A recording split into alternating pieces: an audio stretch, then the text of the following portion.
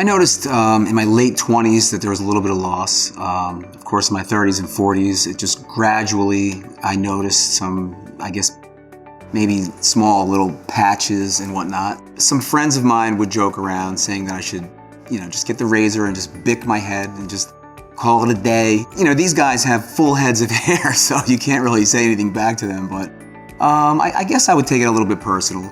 I tried Rogaine back, it was years ago, and I would just put, just squirt this stuff in my hair for, I don't know how long I used it, but I was very skeptical of that as well, and I didn't see any change, so I figured I was wasting my money. From day one, when I took Theradome home and I tried it for the first time, I put the helmet on, I tried it twice a week, 20 minutes each session, and I stuck with it for the 120 days, and I just kept putting it on, just having confidence that it will work.